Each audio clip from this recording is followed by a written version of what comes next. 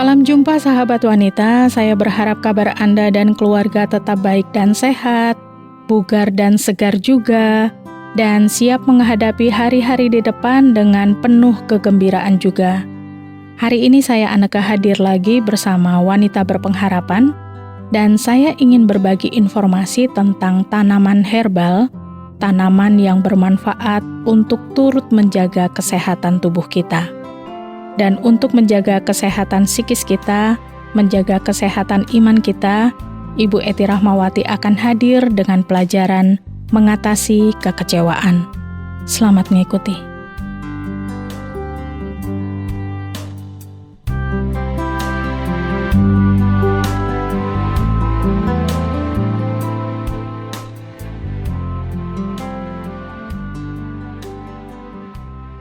Sahabat wanita, kalau Anda mendengar istilah tanaman herbal, pasti Anda berpikir tentang tanaman yang bisa menjadi obat. Ya, pendapat itu tidak salah karena tanaman herbal adalah tumbuhan atau tanaman yang dipercaya memiliki berbagai kandungan vitamin dan mineral. Karena punya kandungan vitamin dan mineral, tanaman itu bisa membantu mengatasi berbagai keluhan kesehatan. Ada berbagai bagian tanaman yang bisa digunakan sebagai obat herbal, mulai dari daun, akar, bahkan sampai bunganya. Meskipun sudah digunakan turun-temurun, tapi kalau tidak digunakan secara tepat, tanaman herbal justru berpotensi mengganggu kesehatan. Saran terbaiknya, jangan sembarangan konsumsi obat atau tanaman herbal tanpa konsultasi pada ahlinya. Tentang tanaman herbal, ada beberapa jenis yang sering digunakan sebagai perawatan atau penanganan keluhan kesehatan ringan. Ada ginseng. Ginseng punya senyawa aktif yang namanya glisenosides.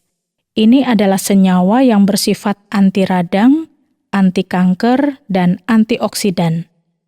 Manfaatnya bisa meningkatkan imunitas tubuh, meningkatkan fungsi otak, dan meningkatkan energi. Ada ginkgo biloba. Ekstrak tanaman ini mampu meningkatkan memori dan fungsi kesehatan otak pada pengidap stroke iskemik atau stroke yang terjadi saat aliran darah pada pembuluh arteri dalam otak mengalami penyumbatan. Meskipun bermanfaat, konsultasi rutin dengan tenaga ahli atau tenaga medis sangat diperlukan untuk memastikan dosis yang tepat bagi tiap-tiap pasien. Ada kunyit yang sudah sangat Anda kenal. Kunyit mengandung kurkumin yang merupakan antioksidan dan zat anti radang. Nutrisi ini berperan penting dalam meningkatkan kesehatan pencernaan, mengatur kolesterol dan gula darah, serta menurunkan potensi kanker. Kalau Anda penikmat teh, Anda bisa coba teh chamomile. Chamomile adalah bunga tanaman yang dimanfaatkan untuk mengatasi diare, konstipasi, infeksi kandung kemih, bahkan luka.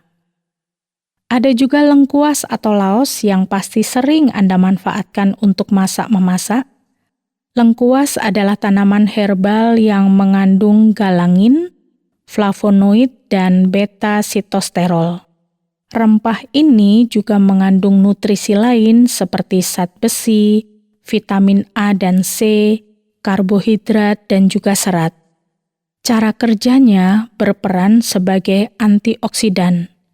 Manfaatnya mulai dari meredakan rasa nyeri dan sakit akibat peradangan, melawan infeksi, bahkan bisa berperan sebagai anti kanker.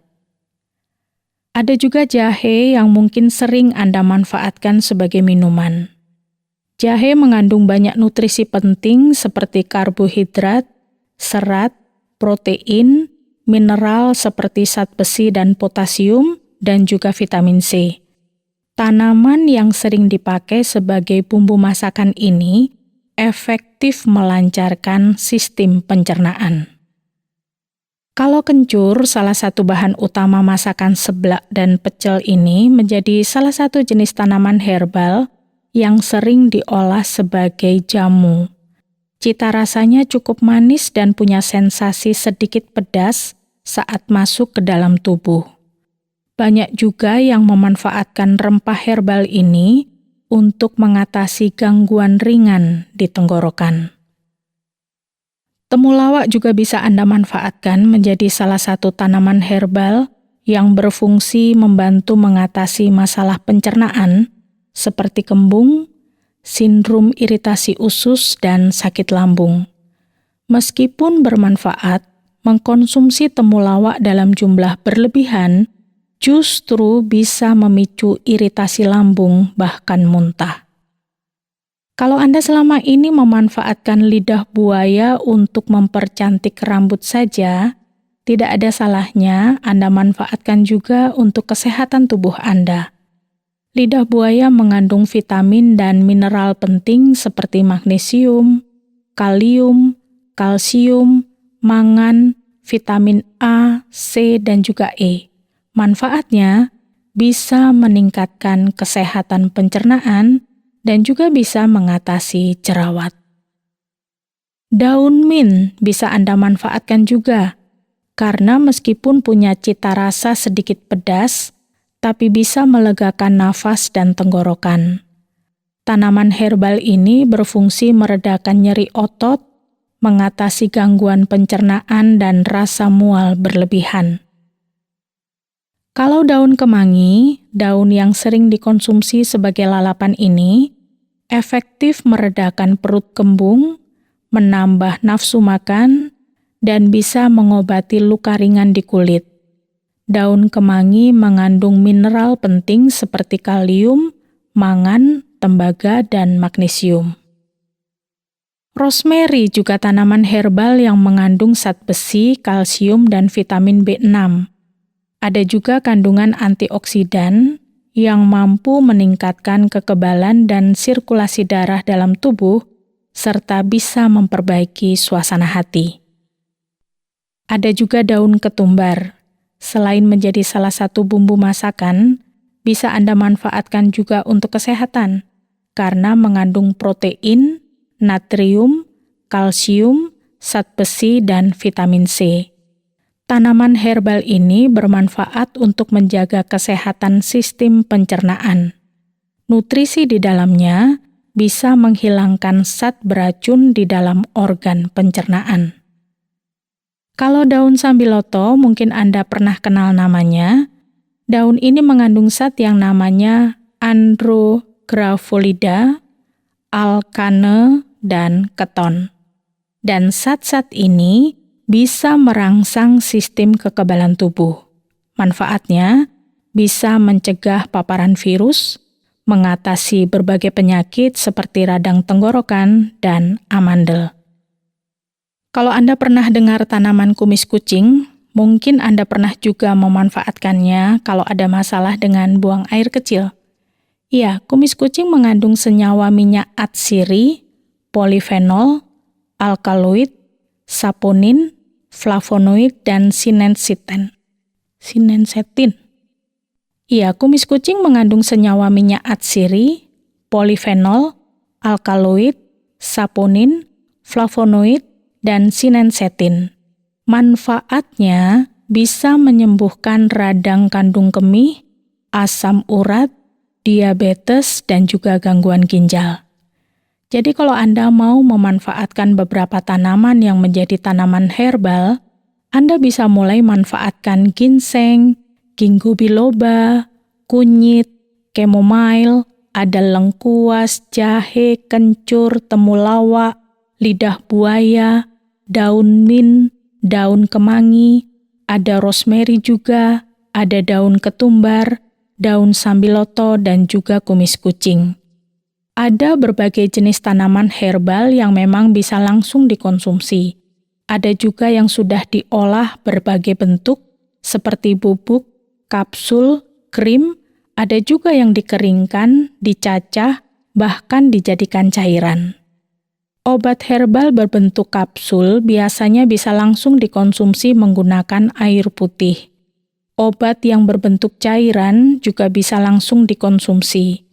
Obat herbal yang sudah dihancurkan bisa dikonsumsi seperti teh. Obat herbal yang dikeringkan bisa dikonsumsi dengan cara direbus. Obat herbal yang berbentuk krim bisa langsung dioleskan pada bagian tubuh yang memerlukan perawatan.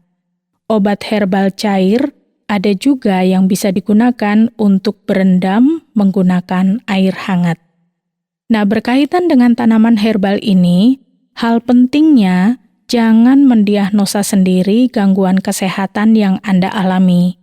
Pastikan Anda sudah berkonsultasi dengan dokter sebelum melakukan pengobatan atau perawatan menggunakan bahan herbal.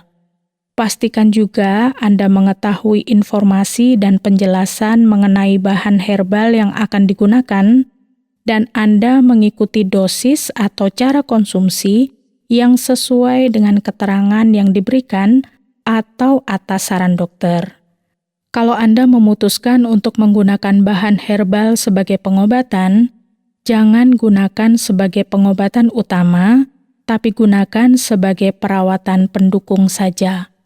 Waspada juga kalau ada reaksi alergi yang terjadi setelah mengkonsumsi obat herbal.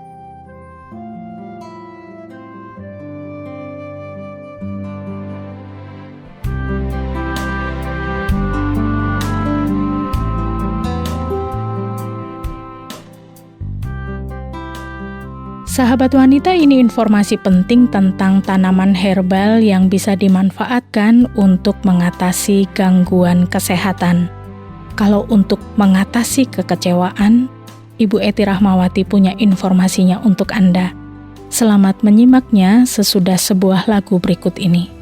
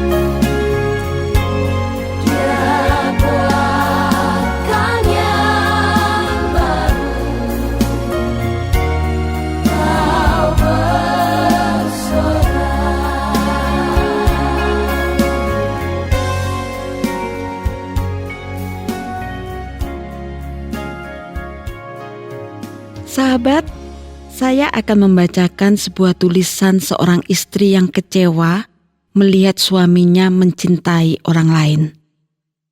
Perempuan itu mengatakan, "Hancur hatiku saat aku melihat dirimu berjalan bergandengan tangan dengan orang lain. Sungguh aku sangat kecewa. Cinta menimbulkan kepedihan, cinta menyembuhkan kepedihan, dan cinta itu adalah kepedihan. Di mana ada cinta, maka kepedihan tak pernah jauh darinya. Cinta akan memenuhi hati kita, menghancurkan hati kita, dan menyembuhkan hati kita yang terluka. Dan hanya berakhir air mata. Saya mencintaimu meski ku tahu cinta yang kau miliki bukan untukku. Namun hatiku terlanjur mencintaimu. Kita sekarang hidup bersama, namun cintamu tak kunjung hadir. Masih tetap untuknya, seseorang yang kau cinta. Meskipun saya istri yang sah buatmu." Sahabat, itulah ungkapan kata-kata kekecewaan seorang perempuan. Karena rasa kecewa, maka ia beranggapan bahwa cinta itu menghancurkan. Kenyataan hidup membuktikan betapa sering kita mengalami kekecewaan. Apalagi pada zaman serba sulit saat ini. Seringkali ada banyak harapan yang tidak terwujud dan hati kita kecewa. Banyak orang dan banyak hal bisa mengecewakan kita.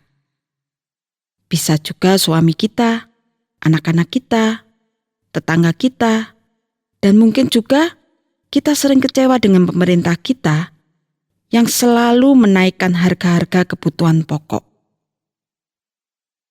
Nah sahabat, kekecewaan membuat kita tidak berani berharap apa-apa untuk masa yang akan datang.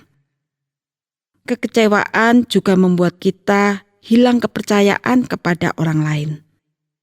Kepada suami, kepada teman, kepada anak-anak, dan lain-lainnya. Dan tidak menutup kemungkinan kita juga tidak percaya lagi kepada Tuhan. Banyak orang yang mengalami kekecewaan lalu meninggalkan Tuhan. Banyak orang kecewa lalu melupakan Tuhan. Itulah kira-kira akibat dari rasa kecewa yang sering terjadi yang kadang tidak kita sadari.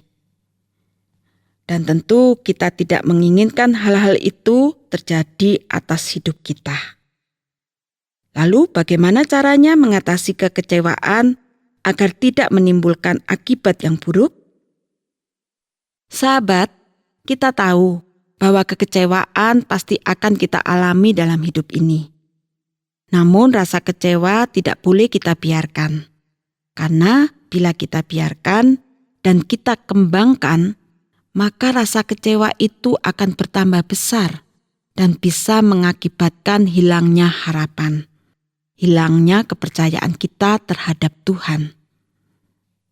Sahabat, firman Tuhan dalam kitab 1 Tesalonika 15 ayat yang ke-17 sampai 18 mengatakan, "Tetaplah berdoa, mengucap syukurlah dalam segala hal, sebab itulah yang dikehendaki Allah di dalam Kristus Yesus bagi kamu." Inilah nasihat dari Tuhan untuk kita. Saat kita menghadapi kekecewaan, kita tidak boleh meninggalkan Tuhan. Kita justru harus mendekatkan diri kita kepada Tuhan. Agar kita mendapat ketenangan, karena ketenangan hanya ada di dalam Tuhan. Bukankah ketika mengalami kekecewaan, kita membutuhkan ketenangan? Jadi saat hati kita kecewa, hal yang paling baik kita lakukan ialah berdoa. Kita bisa menumpahkan kekecewaan kita kepada Tuhan serta memohon kepada Tuhan agar Tuhan memulihkan hati kita. Agar hati kita yang kecewa berubah menjadi tenang dan damai dan penuh harapan. Hal yang kedua yang juga penting untuk kita lakukan saat kita mengalami kekecewaan adalah mengucap syukur. Mengucap syukur pada saat kecewa memang tidak mudah. Tetapi inilah perintah Tuhan. Kita harus berusaha dan berjuang untuk melakukannya. Firman Tuhan mengatakan, mengucap syukurlah dalam segala hal, sebab itulah yang dikehendaki Allah di dalam Kristus Yesus bagi kamu. Biasanya kita mengucap syukur bila hati kita sedang sukacita, atau kita sedang mendapatkan yang kita inginkan, atau kita merasa puas dengan apa yang kita alami dan kita miliki. Tentu jarang sekali kita mengucap syukur saat kita sedang sedih, sedang marah, dan sedang kecewa. Tetapi bila kita taat kepada Tuhan, kita akan melakukan apa yang dikehendaki Tuhan. Tuhan menghendaki kita mengucap syukur dalam segala hal. Artinya, saat kita kecewa, kita juga harus mengucap syukur kepada Tuhan. Jadi nasihat Tuhan untuk kita dalam menghadapi kekecewaan adalah dengan berdoa dan mengucap syukur. Dua hal ini adalah nasihat dari Tuhan. Mungkin Anda bertanya, bagaimana kita bisa berdoa bila hati kita sedang kecewa? Nah sahabat, apapun suasana hati Anda tidak akan menghalangi Anda berdoa kepada Tuhan. Karena Tuhan akan mendengar doa kita, apapun doa itu. Tuhan akan mendengar ucapan syukur kita, pujian kita, dan juga pengeluhan kita, kekecewaan kita, dan apa saja yang ingin kita sampaikan kepada Tuhan. Ia akan mendengarkannya. Sahabat, bila Anda saat ini sedang kecewa dan Anda lebih banyak mengeluh, marah, dan menyalahkan orang lain, dan juga mungkin menyalahkan Tuhan. Ingatlah, hal-hal yang Anda lakukan itu tidak berkenan di hadapan Tuhan. Karena keluhan dan kemarahan tidak akan pernah menjadikan kita tenang dan damai. Jadi saatnya Anda melakukan yang dikehendaki Tuhan dalam mengatasi rasa kecewa Anda. Mulailah berdoa. Dalam doa, Anda bisa mengatakan apa saja kepada Tuhan. Dalam doa, Anda bisa meminta dan memohon apa saja. Dan mulailah mengucap syukur atas kekecewaan yang Anda alami. Bila kita mengucap syukur atas kekecewaan yang kita alami, maka kita akan menemukan pelajaran-pelajaran berharga untuk memperbaiki kehidupan rohani kita. Saya akan membacakan kata-kata indah yang ditulis oleh Daud yang menghibur dan menguatkan iman kita. Daud mengatakan, Tuhan itu baik dan benar. Sebab itu ia menunjukkan jalan kepada orang yang sesat. Ia membimbing orang-orang yang rendah hati menurut hukum, dan ia mengajarkan jalannya kepada orang-orang yang rendah hati. Segala jalan Tuhan adalah kasih setia dan kebenaran bagi orang yang berpegang pada perjanjiannya dan peringatan-peringatannya. Sahabat, yakinlah selalu bahwa Tuhan itu baik dan benar, sehingga pada saat Anda mengalami kekecewaan, Anda tidak putus harapan dan tidak hilang kepercayaan kepada Tuhan.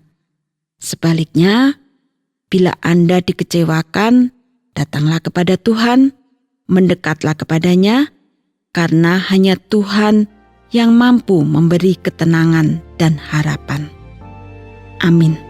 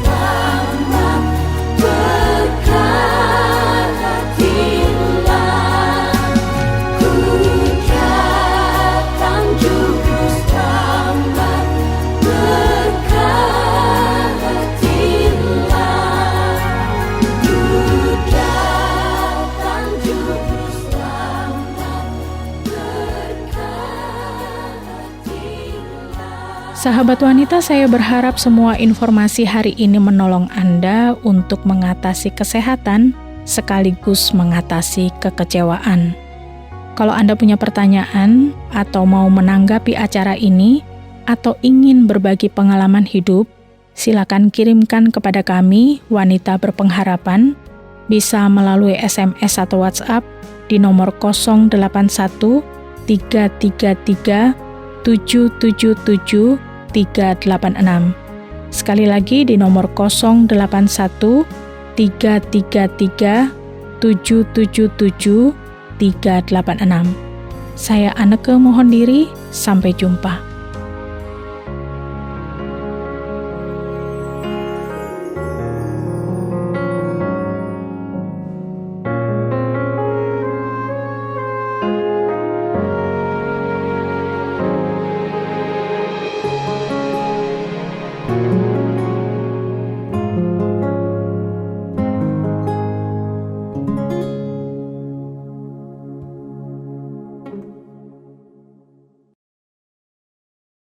Terima kasih Anda sudah mengikuti program kami. Jika Anda diberkati, jangan lupa like, komen, dan share supaya Anda tidak ketinggalan setiap program terbaru kami.